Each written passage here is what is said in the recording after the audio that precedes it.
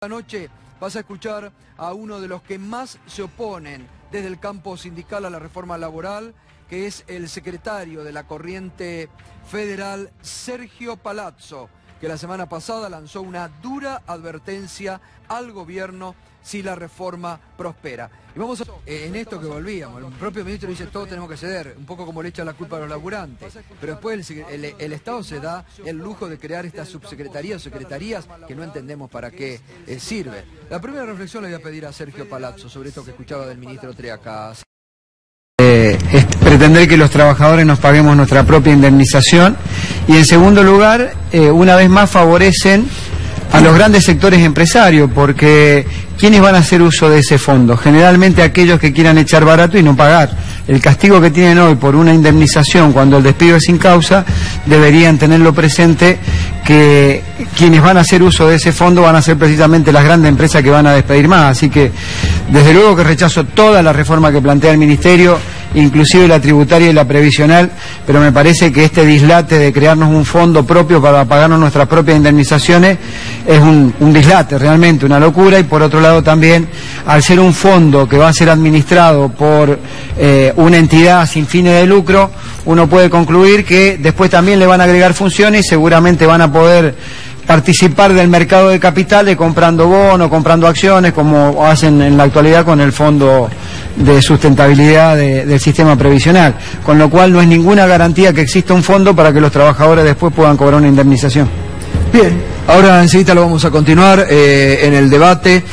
También esta noche va a estar el diputado nacional de Cambiemos, Daniel Lipovetsky. Está Miguel Eduardo Santín por toda la reforma previsional. Recordemos la semana pasada, el viernes, Carlos Melconian decía, ¿no?, que había existido mala praxis con la reparación histórica. Y también va a estar el secretario general del ANSES, Leonardo Fabré, porque han advertido que se está despidiendo gente del ANSES, Así que enseguida vamos a estar con todos estos temas.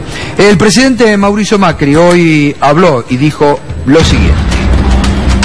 Imagínense si estos números que usted menciona de la universidad, de cómo se administra, cómo cuida los recursos, se hubiese hecho en cada intendencia, en cada gobernación, en cada presidencia de la Argentina. Hoy todos los argentinos tendrían cloacas, tendrían agua potable, tendrían pavimento, tendrían autopistas para moverse por el país y llevar su producción, tendrían trenes. Pero por suerte lo entendimos y por eso decidimos un cambio y por eso nos pusimos en marcha. Y ahora lo vamos a hacer, y lo vamos a hacer todos juntos. Bueno, y Carlos Acuña, uno de los secretarios generales de la CGT, sobre la reforma laboral que se viene y las negociaciones que el gobierno tiene con la CGT, decía lo siguiente hoy.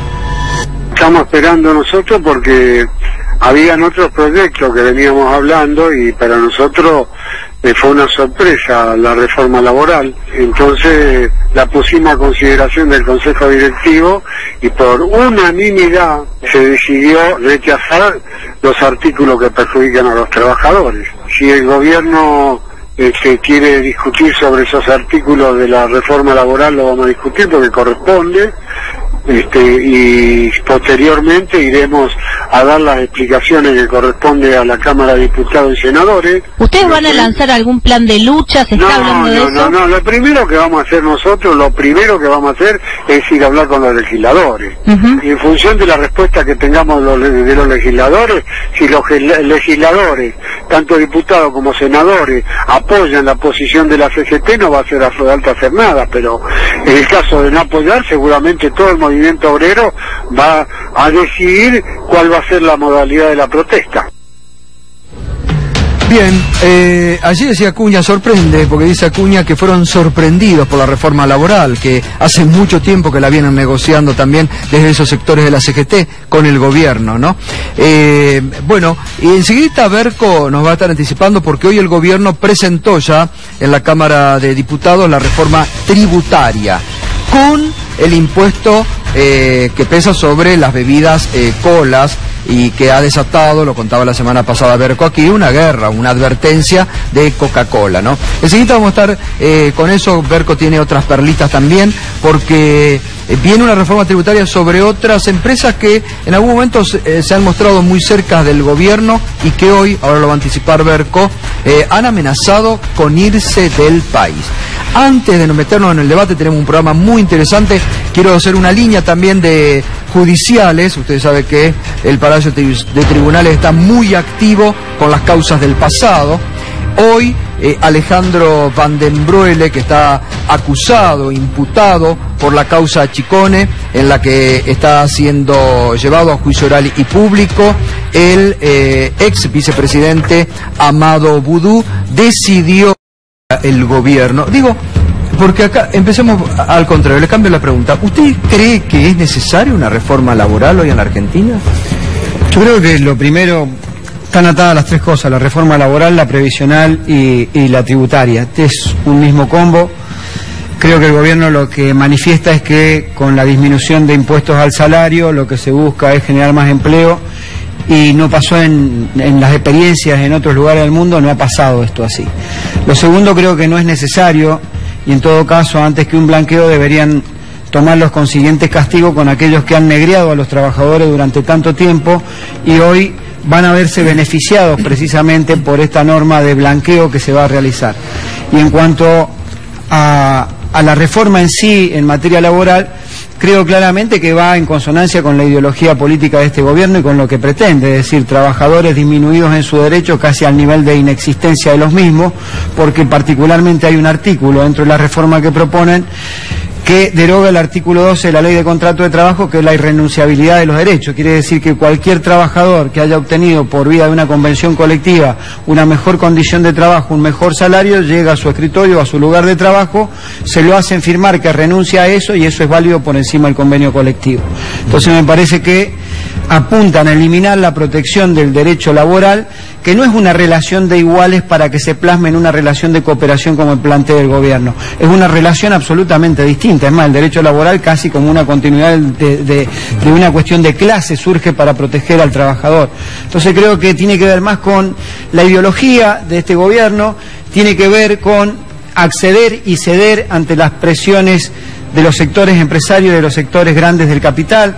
Y ahí nadie habla de mafias porque pareciera ser que lo apretan al gobierno y el gobierno cede ante esas presiones. Pareciera ser que cuando los trabajadores hacen un juicio son jueces mafiosos, abogados mafiosos, pero cuando los que apretan son los empresarios no son mafiosos. Hay que reordenar el mercado laboral como ellos dicen. Por eso creo que en esto no hay matices, no hay temas para discutir con el gobierno. O se es parte y cómplice de la quita de los derechos de los trabajadores o se confronta con eso. Por eso Acuña dijo que va a tratar de negociar y sentarse a la mesa de discusión. Nosotros entendemos que no hay nada que negociar si se trata de pérdida de derechos de los trabajadores. Y si tenemos que llevar una propuesta, me parece que la propuesta tiene que tener otros condimentos y tendríamos que discutir, así como la revolución industrial permitió que se trabajara menos horas, la revolución tecnológica que se permita que se trabajen menos horas. Creo que hay que discutir no solamente ese régimen horario, hay que discutir que se considere servicio esencial el trabajo humano dentro de las empresas y no el trabajo tecnológico. Creo que hay que discutir también una serie de cuestiones vinculadas a recuperar derechos de los trabajadores y no a perderlos. Y también hago una referencia respecto a la reforma de los jubilados, es decir, el gobierno ha manifestado que se va a ahorrar, o los economistas han manifestado que el gobierno se va a ahorrar 100.000 millones de pesos producto del cambio del cálculo del haber jubilatorio, que si le agregamos otras cuestiones como la asignación universal o como las asignaciones familiares, esa cifra llega a 7.700 millones de dólares, que para mí no es ahorro, es saqueo. Pero 1.100 es lo que... Porque acá, digamos, lo que el gobierno señala que hace esto por la necesidad de bajar los costos laborales y que con la reforma en realidad lo que se va a posibilitar es mayor empleo en la Argentina. Yo puedo dar un dato estadístico y tiene que ver con que, para no hacer una referencia estricta a un solo gobierno, a un periodo de gobierno, en los últimos 15 años en la Argentina se produjeron 222.000 aperturas de empresas, de las cuales más del 90% fueron pymes, y fueron con estos convenios colectivos, con estos jueces, con estos abogados que litigan y con estos sindicatos. Quiere decir que la decisión de que haya empleo o no tiene que ver con cuestiones macroeconómicas, no con los derechos que tienen los trabajadores. Daniel Lipovetsky, Ante la virtud de crítica, hoy hasta la Iglesia ha lanzado una dura advertencia sobre la centralidad del trabajo y la necesidad de defender la dignidad del trabajo en la Argentina. Digo, todo pareciera que es inevitable y por eso pasa. La disminución de aportes sobre el salario o de impuestos sobre el salario, como lo denominan, no es garantía de levantar o de bajar el nivel de informalidad. Y tomo como ejemplo lo que pasa en Perú. Si hay un país paradigmático en la región de lo que es el capitalismo, es Perú. Y en Perú se tributa el 17% sobre lo que se denominaría impuesto al salario y la informalidad es el 50%. Acá hay un 35% de informalidad y la carga aproximada es el 35%. Entonces se dice que tiene una íntima relación. El ejemplo más claro es Perú. Disminuyeron los impuestos. En la época de los 90 disminuyeron lo que se denominan impuestos al salario entre el 30 y el 80% y hubo una explosión de desempleados en la Argentina. Quiere decir que tiene que ver con otras características, particularmente la generación de empleo, con frenar un poco esta libre apertura de importaciones, que el propio presupuesto del ministro Duhovne, que lo presentó en diputados, dijo que crecía este año un 10%. Daniel. Sí, yo creo que, a ver, los ejemplos, lo que pasó en los 90 tiene que ver con otra política. Tiene un claro objeto fiscalista la reforma que se propone, que tiende a que el Estado tome o no pague esos 100.000 millones por el cálculo del haber jubilatorio, más aproximadamente, según los economistas nuestros, son 40.000 millones más, que sería la actualización de las AUH, las asignaciones familiares. Y decía también, quería dar un número, que creo que globalmente la cifra es 7.700 millones de dólares que aportan los sectores más desprotegidos, y lo máximo que pueden llegar a recaudar por este denominado impuesto a la renta financiera que van a imponer es 1.100 millones de dólares, con lo cual claramente está determinado quién pague el ajuste. ¿Usted cree que tiene que ser más alto?